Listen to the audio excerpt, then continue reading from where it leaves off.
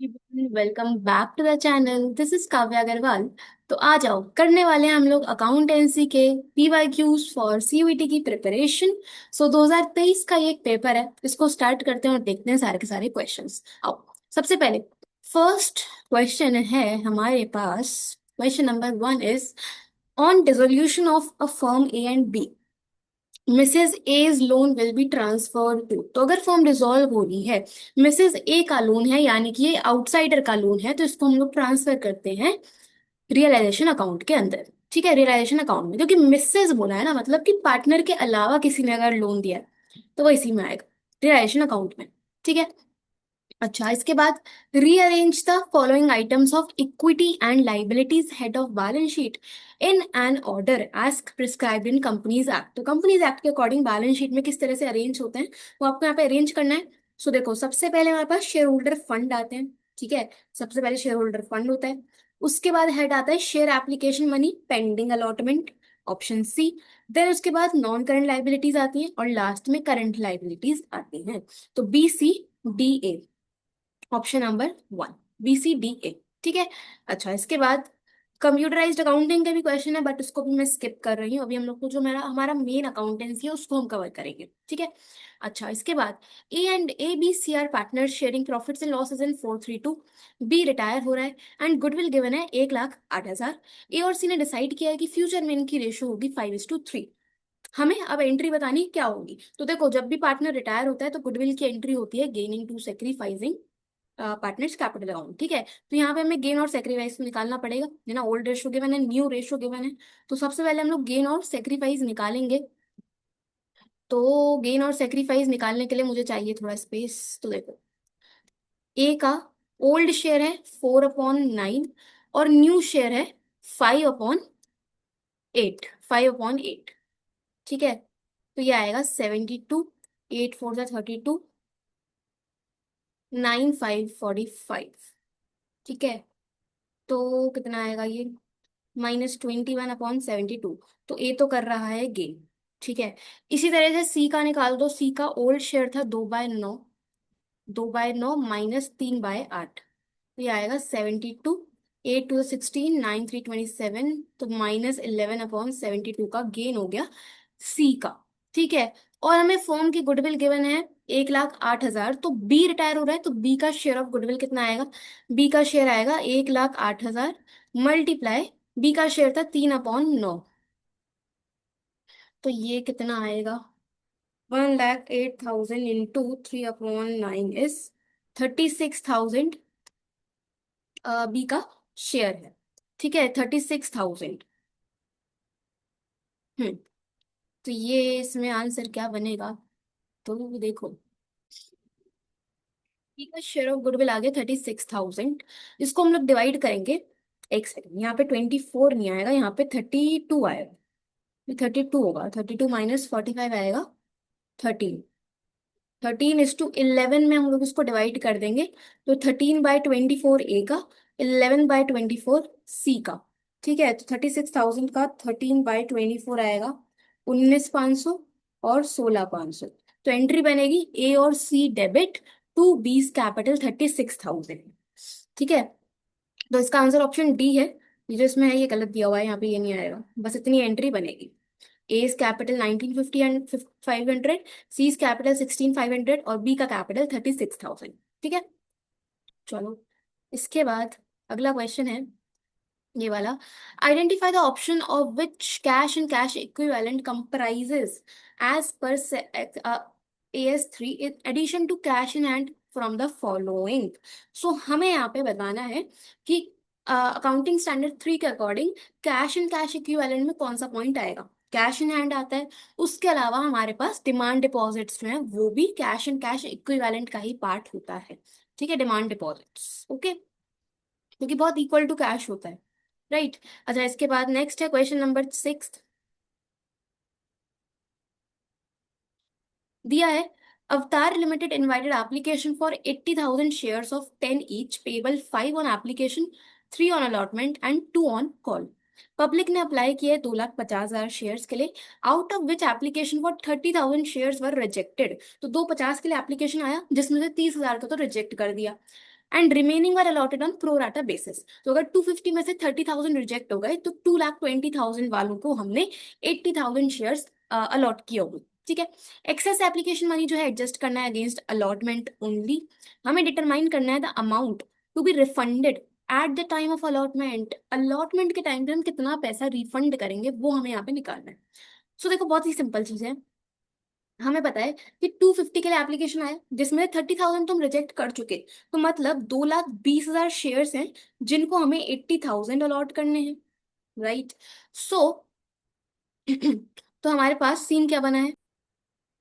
सो देखो, हमें सबसे पहले देखना है कि एक्सेस एप्लीकेशन कितना हुआ होगा। एक्सेस एप्लीकेशन कितना आया होगा। देखो 2,20,000 के लिए एप्लीकेशन आया, रिक्वायर्ड था सिर्फ 80,000 पे, तो यानी कि एक्स्ट्रा एप्लीकेशन आया होगा 1,40,000 शेयर्स। है ना, 2,20,000 माइनस 80, तो 1,40,000 शेयर्स पे एक्स्ट्रा एप्लीकेशन आया होगा।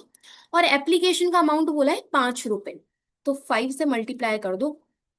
तो 1,40 इंटू 5 होता है हमारा 7 लाख। तो 7 लाख का एक्स्ट्रा एप्लीकेशन हमारे पास आया जिसको हम एडजस्ट करेंगे अलॉटमेंट पे। ठीक है। अब हम करेंगे अलॉटमेंट ड्यू। जब अलॉटमेंट मांगेंगे तो अलॉटमेंट तो सिर्फ 80,000 पे ही मांगेंगे ऑफ कोर्स, देखिए 80,000 ही अलॉट करने के लिए। और 80,000 पे हम 3 रुपीज कॉल करेंगे अलॉटमेंट के टाइम पे, यानी कि 2,40। ठीक है। तो सीधा सीधा मतलब ये निकला कि हमारे पास एक्स्ट्रा एप्लीकेशन 7 लाख का आ चुका है। हमें अलॉटमेंट पे सिर्फ 240 लेने हैं, तो यानी कि जो एक्स्ट्रा बचा 7 लाख माइनस 240, कितना आएगा ये आएगा 4,60,000। ये हम लोग कर देंगे रिफंड। ये रिफंड करेंगे क्योंकि सारा पैसा तो हमें अलॉटमेंट पे एडजस्ट करना था ना। तो 460 हम लोग रिफंड करेंगे eight the time of allotment. ठीक है। अलॉटमेंट के टाइम पे बोला रिफंड करने का। ये मत गलती कर देना कि देखो यार 30,000 एप्लीकेशन आई, 5 रुपए का एप्लीकेशन आया होगा तो 1,50,000 हम लोग रिजेक्ट कर रहे हैं, यही रिफंड कर देंगे और तुम 1,50 पे टिक मार के आ जाओगे, तो गलत हो जाएगा क्योंकि हमसे पूछा है अलॉटमेंट पे कितना रिफंड करेंगे वो बताओ। ठीक है। अच्छा, इसके बाद अगला है, a company issued 2,500 9% debentures of 100 each to public. Public को 2,500 डिबेंचर्स इशू करे 1 अप्रैल को। 3,500 debentures of 100 each to a vendor on 1 July. उसके बाद हमने 3,500 डिवेंचर्स वेंडर को दिए 1 जुलाई को। And on the same date 5,000 debentures of 100 each as collateral security. और कुछ डिवेंचर्स 5,000 हमने कोलेटरल सिक्योरिटी के फॉर्म में रखे। हमें इंटरेस्ट निकालना है on debentures for the year ending 31 मार्च। तो ध्यान रखना जब भी हमें इंटरेस्ट निकालना होता है ना डिवेंचर्स पे, तो एक तो हम ये पब्लिक वाले डिवेंचर्स लेंगे 2,500, और दूसरा हम वेंडर वाले डिवेंचर्स लेंगे 3,500। ठीक है। कोलेटरल सिक्योरिटी वाले डिवेंचर्स पे इंटरेस्ट नहीं चार्ज किया जाता।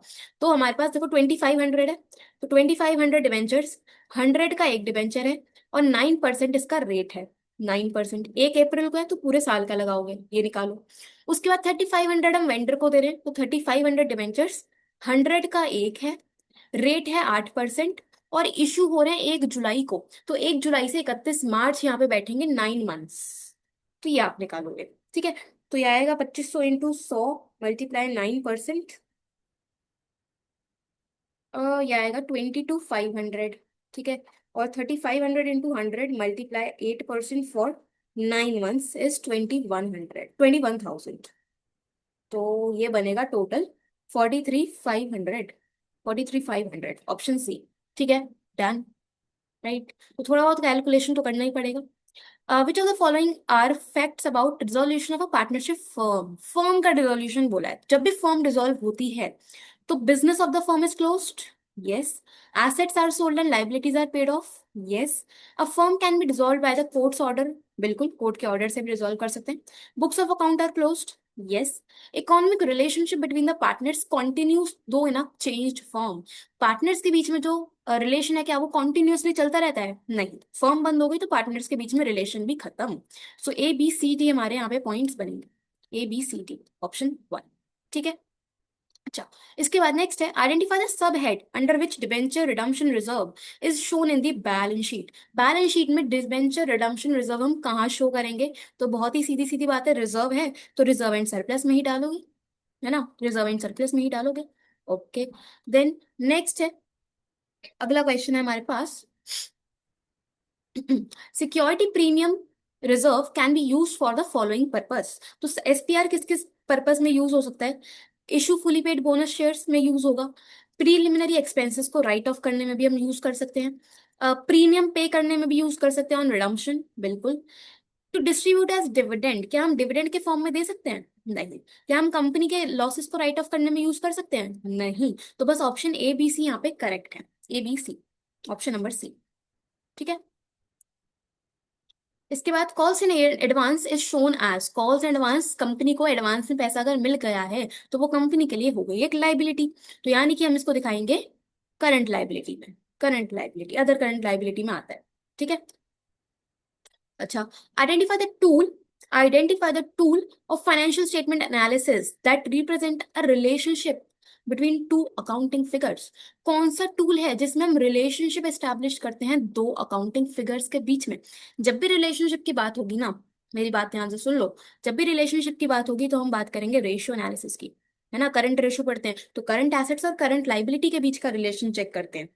जब भी हम जीपी रेशियो निकालते हैं तो जीपी और आरएफओ के बीच का रिलेशनशिप हम एस्टैब्लिश करते हैं। This is ratio analysis. ठीक है।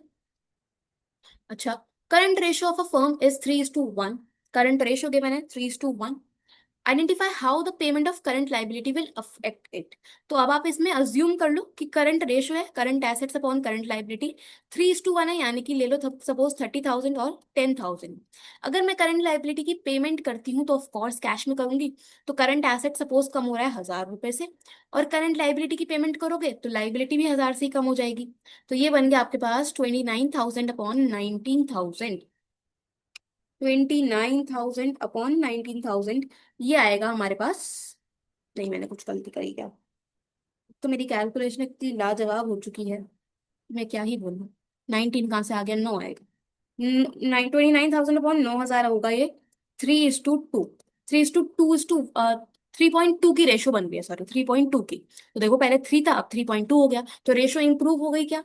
बिल्कुल। तो इंप्रूव होगी करंट रेशो। जब भी हम पेमेंट करेंगे करंट लायबिलिटी की तो उस केस में करंट रेशो यहाँ पे इंप्रूव हो रही है। ठीक है। तो इस तरह से इमेजिनरी फिगर लेके आप आंसर निकाल सकते हो।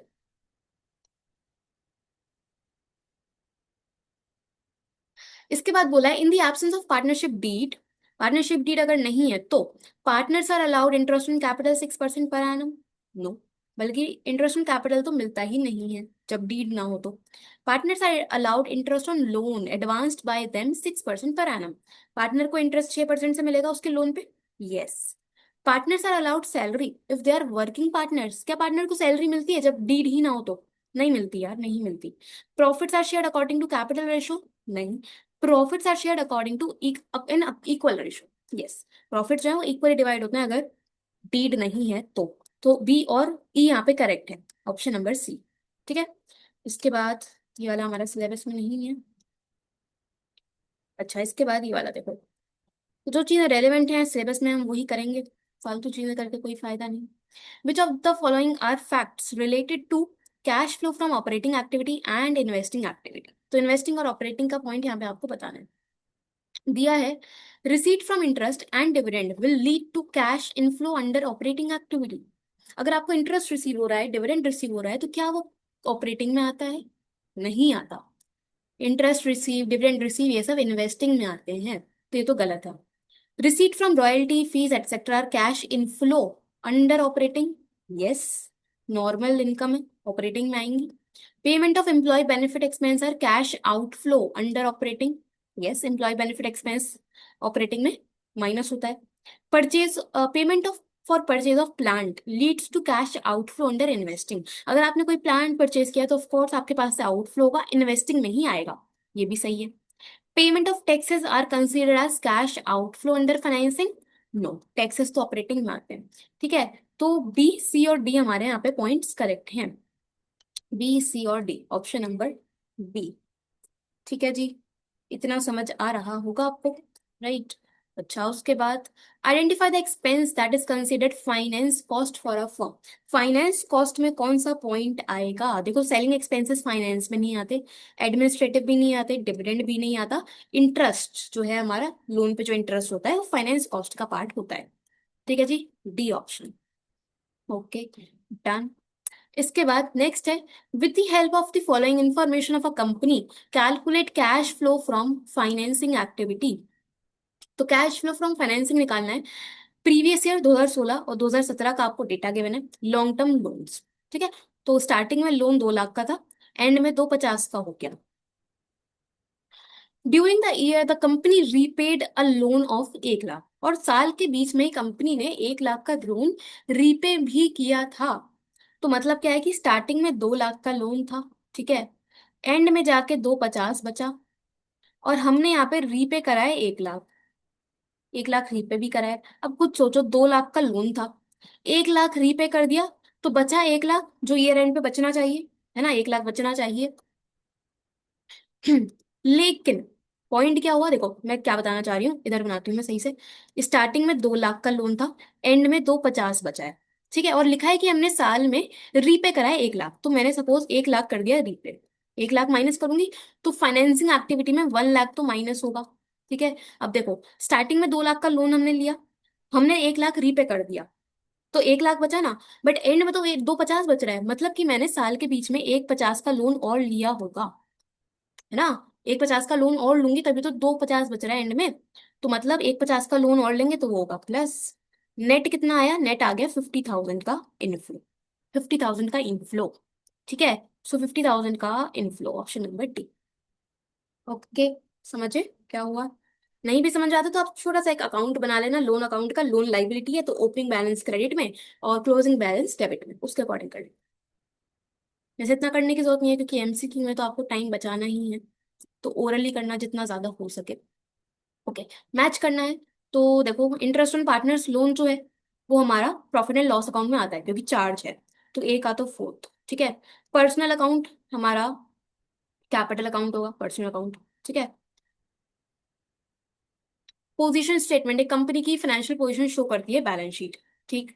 और कमीशन टू अ पार्टनर जो है वो पी एंड एल एप्रोप्रिएशन में आता है क्योंकि एप्रोप्रिएशन है, ठीक है। तो इस तरह से मैच होगा, इसके अकॉर्डिंग आपको ऑप्शंस में टिक करना होगा, वो आप कर ही सकते हो। ठीक, चलो आगे चलते हैं। In accordance with a contract between the partners, dissolution का क्वेश्चन है कि डी पार्टनर्स के बीच में कॉन्ट्रैक्ट है, उसके अकॉर्डिंग हम लोग डिसोल्यूशन अगर करते हैं तो उसे हम बोलेंगे डिसोल्यूशन बाय अग्रीमेंट, ठीक है, डिसोल्यूशन बाय अग्रीमेंट। तो ए का तो थर्ड आएगा, तो ऑप्शन बी और ऑप्शन डी आंसर होगा नहीं, ठीक है। व्हेन बिजनेस बिकम्स इलीगल, अगर इलीगल बिजनेस बन जाता है तो उस केस में कंपल्सरी डिसोल्यूशन हो जाएगा, बी का फर्स्ट, ठीक है। डेथ होती है अगर किसी पार्टनर की तो वो एक सर्टेन कंटिजेंसी है, तो ये पॉइंट। और अगर एक पार्टनर इंसेन हो जाता है तो कोर्ट ऑर्डर दे देगा डिसोल्यूशन करने के लिए, ठीक है। तो डी का second option A is the answer, ठीक है। तो डिसोल्यूशन के सारे केसेस याद रखना, इस पे क्वेश्चन आ रहा है बहुत बार, राइट। अच्छा, इसके बाद है a firm's profit for the last 3 years were 1 lakh, 2 lakh and 3 lakh. What is the value of goodwill if it is calculated on the basis of 4 years purchase of average profit of last 3 years। तो हमें गुडविल निकालनी है 4 into average profit. तो average profit कैसे आएगा, 1 lakh plus 2 lakh plus 3 lakh बन गया 6 लाख। तो 6 लाख अपॉन 3 यानी कि 2 लाख का हमारा एवरेज, ठीक है। तो 4 इंटू 2 लाख कर दो, आएगा 8 लाख का गुडविल। 8 लाख का गुडविल, ऑप्शन नंबर बी, ठीक है। थोड़ा सा जल्दी चल रहे हैं बट बहुत बेसिक चीजें आपको ओरली करनी है। चलो, अब इसके बाद आगे है, while comparing comparative statements what will be the percentage increase or decrease in revenue from operation। तो हमें परसेंटेज चेंज निकालना है। If the amount in the year 21-22 was 40 lakh and in the year 20-21 was 50 lakh. तो ये है प्रीवियस ईयर, ये है current year. तो प्रीवियस ईयर में 50 लाख था, ठीक है, फिर बाद में कम होकर 40 लाख हो गया। तो चेंज कितने का आया, चेंज आया 10 लाख का, नेगेटिव में आया चेंज, है ना, क्योंकि कम हुआ है। और बेस में हम लेते हैं प्रीवियस ईयर यानी कि 50 लाख इंटू 100, ठीक है जी। तो ये आपके पास बनेगा 20% जो कि नेगेटिव में होगा, 20% डिक्रीज, क्योंकि डिक्रीज हुआ है ना, 50 से 40 हो गया भाई, डिक्रीज हो रहा है ना। तो 20% का डिक्रीज, ठीक है, 20% का डिक्रीज। ओके, चलो इसके बाद नेक्स्ट देखते हैं। Radhika, Sadhika and Kanika are partner sharing profits in 432। तो राधिका रिटायर होती है, Sadhika and Kanika decided to share profits in future in the ratio 5:3। हमें गेनिंग रेशियो यहाँ पे कैलकुलेट करनी है, तो इसका आंसर आप लोग कमेंट्स में बताना कि गेनिंग रेशियो क्या आएगी। फॉर्मूला जानते हो ना, क्या होता है, new ratio minus old ratio. तो वहां से आपको गेनिंग रेशियो निकालनी है, इनमें से कौन सा आंसर है वो आप लोग कमेंट में बता दें, ठीक है। चलो ये एक होमवर्क है, इसको बता देना चुपचाप से, इग्नोर मत मारना यार। ठीक है, इसका आंसर करना कमेंट्स में। चलो ठीक, देखते हैं आगे। On dissolution on dissolution of partnership firm, an investment of 30,000 was found to be unrecorded in the books. तो डिसोल्यूशन के टाइम पे एक एसेट था, अनरिकॉर्डेड था, रिकॉर्ड नहीं हुआ। The same was accepted by a creditor in full settlement of his dues. और वही फर्नीचर, नहीं वो इन्वेस्टमेंट जो है वो क्रेडिटर ने एक्सेप्ट कर ली। इसका अकाउंटिंग ट्रीटमेंट क्या होगा?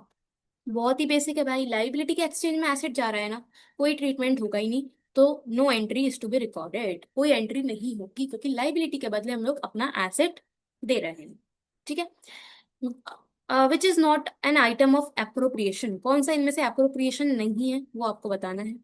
ऑप्शंस इसके ये रहे। देखो, इंटरेस्ट ऑन कैपिटल होता है, कमीशन होता है, सैलरी भी होती है, लेकिन interest on loan from partner जो है ये चार्ज होता है। तो ये हमारा P&L अकाउंट में आता है। ठीक है, ऑप्शन नंबर सी।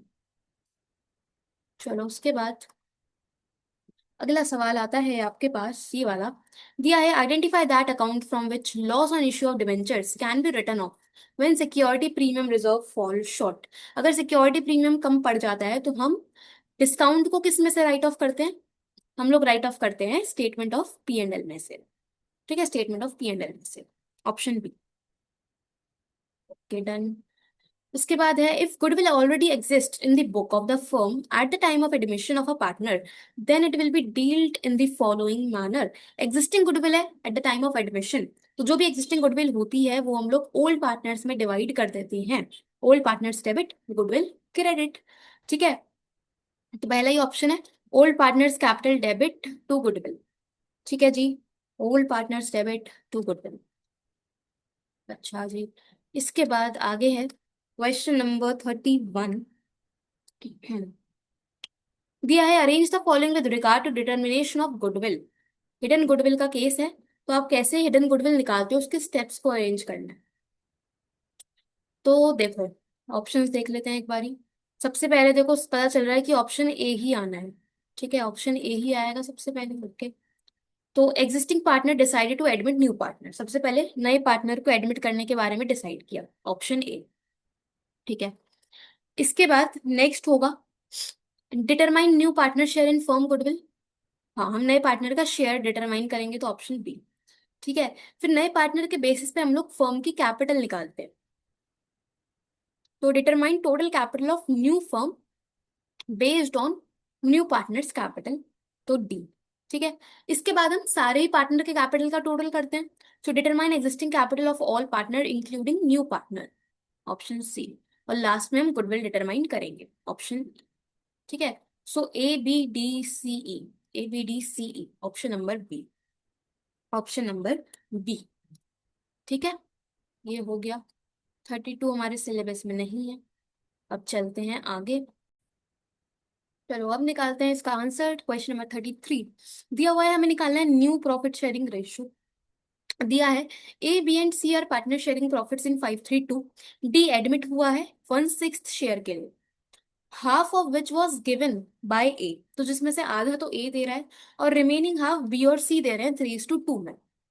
ओके, तो इसको निकालते हैं, जरा जगह ढूंढूं मैं इसके लिए कोई। देखो, हमें ए का गेन मिला, नहीं, हाँ ए का गेन सेक्रीफाइस हमें पता है। ए का सेक्रीफाइस है 1/6 के लिए, डी आ रहा है उसका हाफ, मतलब कि 1/2 कर दो तो 1/12 तो ए देगा। ठीक है, तो यहाँ से ए का न्यू शेयर आ जाएगा। न्यू कैसे आएगा? ओल्ड था 5/10, इसमें से सेक्रीफाइस 1/12 माइनस कर दोगे तो ए का न्यू शेयर आ जाएगा। ठीक है, अच्छा, इसके बाद जो रिमेनिंग हाफ है वो बी और सी 3:2 में दे रहे हैं। ठीक है, तो बी का सेक्रीफाइस कितना आएगा? रिमेनिंग हाफ मतलब 1/12, 1/12 का 3/5 तो बी देगा, ये आएगा 3/60। ठीक है, और सी का सेक्रीफाइस कितना आएगा? 1/12 का 2/5 यानी कि 2/60, ये हो गया सी का सेक्रीफाइस। ठीक है, तो सबके सेक्रीफाइस आ गए, उनको ओल्ड में से माइनस करोगे तो आपके पास न्यू निकल के आ जाएंगे। यहाँ निकाल देती हूँ, बी का न्यू शेयर होगा, ओल्ड शेयर था बी का 3/10, 3/10, इसमें से सेक्रीफाइस 3/60 माइनस करेंगे ठीक है। इस तरह से सी का न्यू आएगा 2/10 -2/60। ये होगा 60। 18 -3 = 15। इसके बाद 6 to the 12, 12 -2 10/60। ये हो गया न्यू। ठीक है, ये हो गया न्यू। अच्छा, ए का भी निकाल देते हैं, ये होगा 120। तो ये कितना बनेगा? 120, 12, 60, 10। 50/120 ए का शेयर आ रहा है, इसको भी 60 का डिनोमिनेटर बना देते हैं। तो इसको कट करेंगे तो आएगा 25/60। ठीक है। सो अभी तक जो रेशो बनी है वो बनी है 25:15:10। 15:10। ये ए बी और सी के शेयर है। ठीक है। और डी आया था 1/6 के लिए। अगर डी 1/6 के लिए आया है, इसका डिनोमिनेटर मुझे 60 बनाना है, सपोज 60 बनाना है, तो मैं 10 से मल्टीप्लाई कर दूंगी ऊपर नीचे, तो ये होगा 10/60। ठीक है। तो ये बना। इसको डिवाइड कर दो, 5 से कट रहा है ये, 5:3:2:2। तो इस तरह की रेशो बनेगी 5:3:2:2। ठीक है। 5:3:2:2 आंसर है इसमें, ये रहा ऑप्शन नंबर ए, 5:3:2:2।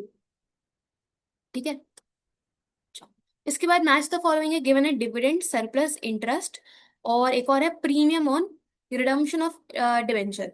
तो जो डिविडेंड है, अरे, जो डिविडेंड है जो डिविडेंड है वो तो इक्विटी शेयर से रिलेटेड है। ठीक है। तो ए का तो आएगा फोर्थ इक्विटी शेयर, ए का होगा फोर्थ। ठीक है।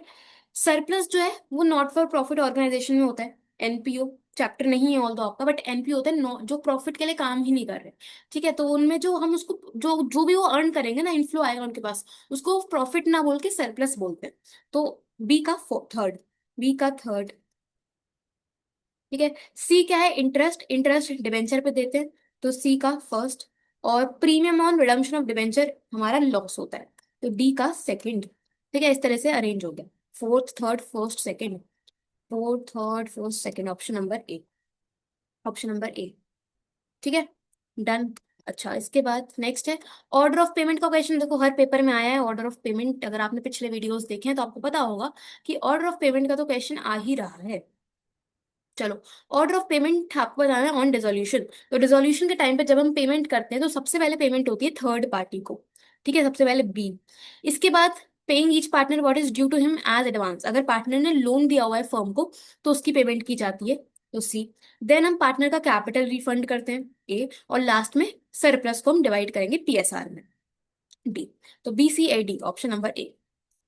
ठीक। उसके बाद परचेज ऑफ बिल्डिंग जो है वो कौन सी एक्टिविटी में आएगा? बिल्डिंग परचेज कर रहे हो यानी कि फिक्स्ड एसेट है, इन्वेस्टिंग में आएगा, तो ए का तो थर्ड, ए का थर्ड। चेंज इन इन्वेंट्री हमारा स्टॉक से रिलेटेड है यानी कि ऑपरेटिंग, बी का फोर्थ। कैश क्रेडिट हमारा कैश एंड कैश इक्विवेलेंट में आता है। ठीक है, कैश क्रेडिट आएगा इक्विवेलेंट में। उम, उम, उम, नहीं, एक सेकंड, कैश क्रेडिट तुम्हारा फाइनेंसिंग में आता है ना, कैश क्रेडिट बोलो या बैंक ओवरड्राफ्ट बोलो तो फाइनेंसिंग में आते हैं। ठीक है। और डिविडेंड पेड भी हमारा फाइनेंसिंग में ही आता है। तो कुछ तो गड़बड़ है इस क्वेश्चन में, चलो कोई बात नहीं, आपने कॉन्सेप्ट सेम रखना। ठीक है, कि कैश क्रेडिट भी फाइनेंसिंग में ही आता है और डिविडेंड पेड भी फाइनेंसिंग में ही आता है। ठीक है। सो ये कुछ गड़बड़ है इस क्वेश्चन में, चलो छोड़ो इसे, आगे देखते हैं।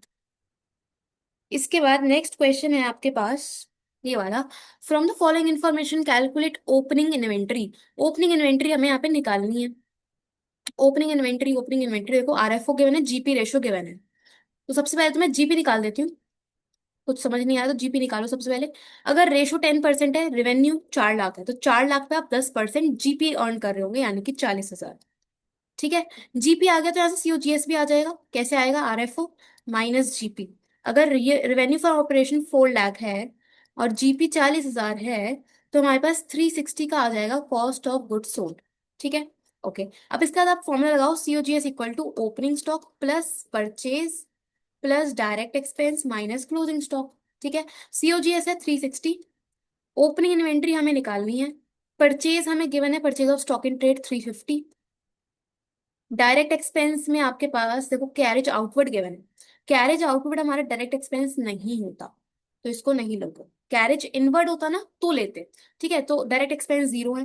क्लोजिंग इन्वेंट्री है 75,000, तो इसमें से आप निकाल दो ओपनिंग 360 प्लस 75 माइनस 350, ये आएगा 85,000, 85,000 का ओपनिंग इन्वेंट्री, ठीक है, डन। इसके बाद identify a non cash item out of the following. Non cash item यानी जिसमें कैश का इनफ्लो आउटफ्लो कुछ भी नहीं हो रहा है, यानी कि हमारा डेप्रीसिएशन, डेप्रीसिएशन नॉन कैश, ठीक है। 39 सिलेबस में नहीं है। इसके बाद क्वेश्चन नंबर 40 दिया है, A and B share profits and losses in the ratio 2:1। Admit हुआ है C for 1/4 share in the profits with a guarantee कि उसको मिनिमम प्रॉफिट 50,000 का मिलेगा, गारंटी दी गई है, ठीक है। नेट प्रॉफिट आपको गिवन है 240 का, डिटरमाइन करना है सी का शेयर इन प्रॉफिट्स। तो कैसे आएगा, तो ध्यान से इसमें थोड़ा सा कैलकुलेट कर लेना, ये नहीं कि भाई सी को मिनिमम प्रॉफिट 50 का बोला है तो 50 को ही टिक मार दो, ऐसा मत करना मेरे भाइयों। देखो प्रॉफिट है 240 का, ठीक है, सी आया है 1/4 के लिए, तो सी का 1/4, तो 240 का 1/4 है 60,000, मतलब सी को ऑलरेडी 60,000 का प्रॉफिट मिल रहा है, तो बस सी को 60,000 प्रॉफिट दे दो, ठीक है। 60,000, गारंटी भले ही 50 की है, वो मिनिमम बोला है ना, तो 60 अगर मिल रहा है तो 60 ही देंगे, तो 60,000 इज द आंसर, ठीक है।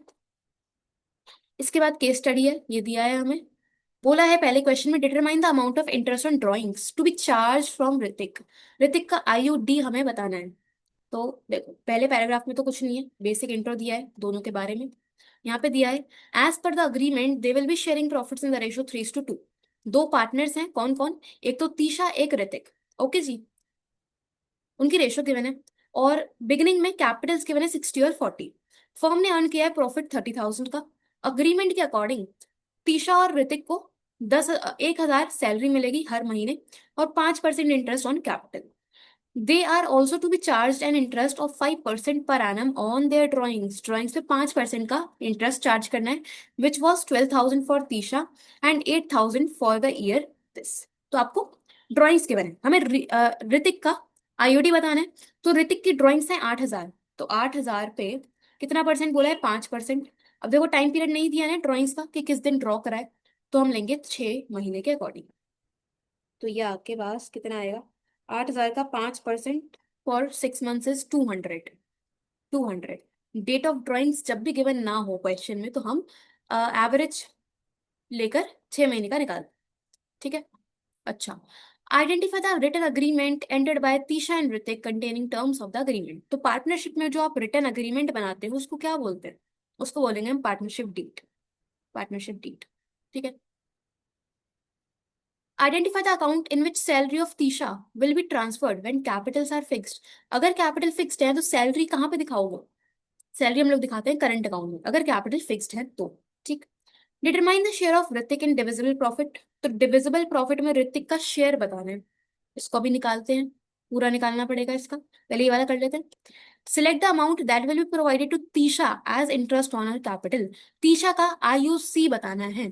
तो देखो तीशा का कैपिटल है ये वाला, 60,000 कैपिटल है, तो 60,000 पे हमें देना है 5% इंटरेस्ट, तो 60,000 का 5% इज 3,000। 3,000 ऑप्शन नंबर ए, ठीक है।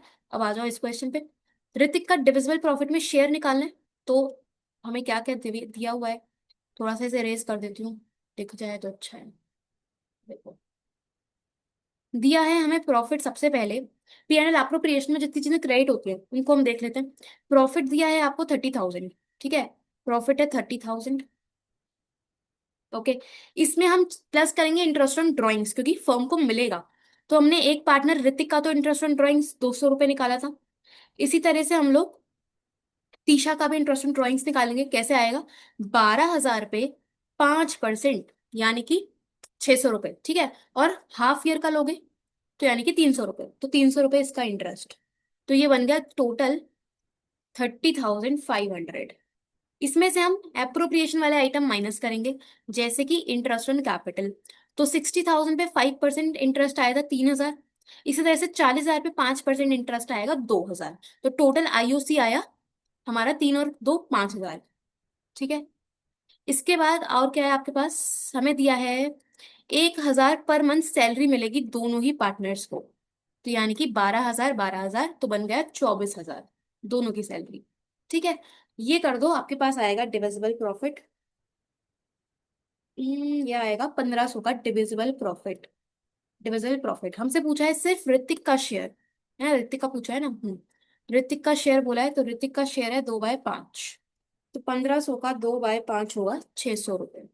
600 रुपये, 600। ठीक है, तो इस तरह से शॉर्टकट में आपको लिखना है, सीधा सीधा पूरा अकाउंट बनाने मत बैठ जाना प्लीज, इतना टाइम नहीं होगा। ठीक है, ये एक बारी क्वेश्चन मैं छोटा कर देती हूँ, आप लोग पूरा देख लो जिससे। ठीक है, मेन ही है। ओके, चलो अब इसके बाद चलते हैं लास्ट केस स्टडी पे, इसको भी चेक कर लेते हैं। चलो देखो, दिया हुआ है के limited invited applications on 3000 equity shares of 100 each at a premium of 20 rupees. For application 50, on allotment 50, and for on final call 20 rupees. Application also includes premium amount. Total application received 4000। तो ठीक है, हमें दिया है 4000 application आई हैं। Allot हम करेंगे 3000 shares. एक शेयर का प्राइस है 100 रुपीज और 20 रुपीज का है प्रीमियम। ठीक है, बोला गया है एप्लीकेशन पे 50 रुपीज ले रहे हैं और एप्लीकेशन में प्रीमियम भी इंक्लूडेड है, यानी कि 30 + 20 हमारा एप्लीकेशन है। इसके बाद 50 अलॉटमेंट है और 20 फाइनल कॉल। ठीक है, अच्छा, allotment on pro rata basis and excess amount adjusted towards allotment. तो जो भी एक्स्ट्रा पैसा आएगा एप्लीकेशन पे, उसको हम लोग अलॉटमेंट पे एडजस्ट करेंगे। एक शेयर होल्डर है होल्डिंग 600 शेयर्स, डिड नॉट पे the allotment money but paid it with the final call that was made after 2 months of allotment. तो एक शेयर होल्डर है जिसके पास 600 शेयर्स हैं, उसने अलॉटमेंट नहीं दिया, बट जब फाइनल कॉल मांगा 2 महीने बाद, तो फाइनल कॉल के साथ उसने अलॉटमेंट दे दिया। ठीक है, तो अलॉटमेंट उसने फाइनल कॉल के साथ दिया। ठीक, and final call amount received in full. Okay, पहला क्वेश्चन बोला है calculate the amount adjusted in share allotment account. Share allotment में हम कितना पैसा एडजस्ट करेंगे वो आपको निकालना है। तो बहुत सिंपल है, देखो एप्लीकेशन आया है 4000 के लिए, तो सबने 4000 के हिसाब से ही शेयर पैसा भेजा होगा। रिक्वायर्ड था 3000, तो यानी कि एक्सेस एप्लीकेशन हमारे पास आई है 1000 शेयर्स पे। कितने रुपए की? 50 रुपए की, है ना। 50 की एप्लीकेशन थी ना, 30 + 20, तो मतलब 50,000 जो है ये हम लोग एडजस्ट कर रहे होंगे ऑन अलॉटमेंट। ठीक है, 50,000। Okay, done. इसके बाद सेकंड है calculate the amount received at a time of allotment. Allotment में बैंक में कितना पैसा आएगा वो आपको यहाँ पे बताना है। तो अलॉटमेंट के टाइम पे बैंक में कितना आएगा, तो देखो हम अलॉटमेंट पे ड्यू करेंगे कितना, 3000 शेयर्स पे हम मांगेंगे 50 रुपए अलॉटमेंट के। यानी कि हमें अलॉटमेंट पे लेने तो 1,50,000 है, लेकिन इसमें से ऑलरेडी ऑलरेडी रिसीव कितना हो चुका है हमें, ये 50,000 है ना। ये 50,000 ऑलरेडी रिसीव हो चुके हैं, तो इसको माइनस कर दो, बचे 1 लाख। इसके बाद जो ये 600 शेयर होल्डर है, सॉरी जो 600 वाला एक बंदा है, उसने भी तो अलॉटमेंट नहीं दी, लेकिन प्रोराटा का केस है, तो ऐसा हो सकता है उसने कुछ पैसा भेज दिया हो। तो हमें यहाँ पे उसके अप्लाइड शेयर्स निकालने पड़ेंगे। रेशो क्या बनी है, 4:3 की। ठीक है, ये अप्लाइड है 4 और अलॉटेड, तो 4/3 equal to question mark upon 600। Basically मैं उसके अप्लाइड शेयर्स निकाल रही हूँ, तो ये होगा 2400/3, यानी कि 800 के लिए उसने अप्लाई किया हो। ठीक है, अप्लाई 800 के लिए किया एक शेयर होल्डर ने, जिसको अलॉट 600 शेयर्स हुए हैं। तो अब उस पर्सन का निकालते हैं। देखो एप्लीकेशंस उसने भेजी होंगी 800 शेयर्स पे 50 रुपए की, बट एप्लीकेशन रिक्वायर्ड कितनी थी, 600 शेयर्स पे 50 रुपए, है ना। मतलब 40,000, हमने हमारे 40,000 रुपये मिले, लेकिन रिक्वायर्ड थे सिर्फ 10-30 हजार। तो मतलब 10,000 उस शेयर होल्डर के हमारे पास एक्स्ट्रा पड़े हैं। ठीक है, हम अलॉटमेंट मांगेंगे 600 शेयर्स पे 50 रुपए की, जो कि बचेगी 30,000। तो हमें ये जो पर्टिकुलर शेयर होल्डर है 600 वाला, उससे हमें अलॉटमेंट पे 30,000 रुपए लेने थे, जिसमें से ऑलरेडी 10,000 आ चुके हैं। तो मतलब उसका एरियर कितने का रहा, 20,000 का। 20,000 का एरियर रहा, वो हम लोग इधर से माइनस करेंगे कि हमें अलॉटमेंट पे 20,000 रुपये नहीं मिले, तो बचे 80,000, जो कि हम अलॉटमेंट पे रिसीव कर रहे होंगे फाइनल। ठीक है, 80,000, ऑप्शन सी। ठीक है जी। इसके बाद calculate the amount of arrear on allotment, तो हमने ऑलरेडी निकाल दिया, अलॉटमेंट पे कितने का एरियर आ रहा है, 20,000 का एरियर। अलॉटमेंट पे 20,000 का एरियर। ठीक है, देन नेक्स्ट है calculate the amount received in final call that includes arrear also. तो फाइनल कॉल पे कितना पैसा रिसीव होगा, अब हमें पता है कि फाइनल कॉल के टाइम पे वो एक शेयर होल्डर ने अपनी अलॉटमेंट भी दी है, तो टोटल आपको पैसा निकालना है। तो बहुत सिंपल है, देखो फाइनल कॉल पे हम लेंगे 3,000 पे, 20 रुपए की थी फाइनल कॉल, तो 20 रुपीज तो फाइनल कॉल के हैं, यानी कि 60,000। ठीक है। और हमारे जो भाई साहब है, ये शेयर होल्डर है जिसने अपना अलॉटमेंट नहीं भेजा, वो फाइनल कॉल के साथ देगा ना, तो 20,000 का एरियर भी है, तो ये हो गया हमारा 80,000। ठीक है, 80,000, 80,000। अरे ये क्या हो गया, ये क्या हो रहा है, तो ये हमारे पास आ गया 80,000। अच्छा, ये हाईलाइटर है, ये तो सही है भाई। चलो ठीक है, इसको हम बाद में ट्राई करेंगे, इसको मैं हटा देती हूँ। 80,000 इज द आंसर। ठीक है, ओके, 80,000 आंसर। ठीक है। अच्छा, लास्ट क्वेश्चन है, last question. What will be the rate of interest on calls in arrear if article of association is silent? Calls in arrear वो पैसा है जो कंपनी को रिसीव नहीं हुआ, उस पे कितना इंटरेस्ट कंपनी चार्ज करती है? ये होता है 10%। ठीक है, याद रखना, कॉल्स इन एरियर पे 10% चार्ज किया जाता है, और कॉल्स इन एडवांस पे 12% चार्ज किया जाता है। ठीक है, कॉल्स इन एडवांस पे 12% होता है, और कॉल्स इन एरियर पे 10%। तो हमसे एरियर का पूछा है, तो option number C, option number C. ठीक है, ओके। तो इसी के साथ हमारा आज का कार्यक्रम समाप्त होता है। ठीक है, हमने कुछ अच्छे खासे क्वेश्चंस करे, काफी सारे न्यूमेरिकल्स भी थे जो हम लोगों ने कर लिए पूरे। ठीक है जी। तो आई एम होपिंग कि आपकी प्रैक्टिस अच्छी चल रही होगी, आप लोग खुद से भी सेल्फ स्टडी कर रहे होंगे। ठीक है, तो कोई किसी क्वेश्चन में अगर फंसे हो, डाउट आया हो, नहीं समझ में आया हो, कोई नहीं रही हो, तो you can ask in the comment section. कुछ और पूछना हो तो वही पूछ सकते हो। बाकी वीडियो अगर काम की लगी हो, अच्छी लगी हो, तो वो भी कमेंट्स में बता देना। और एक क्वेश्चन जो मैंने आपको पीछे गेनिंग रेशो का बताया था कि उसका आंसर कमेंट में करना, तो वो करके ही जाना। ठीक है, चलो, ऑल द बेस्ट, मिलते हैं नेक्स्ट में। Thank you so much.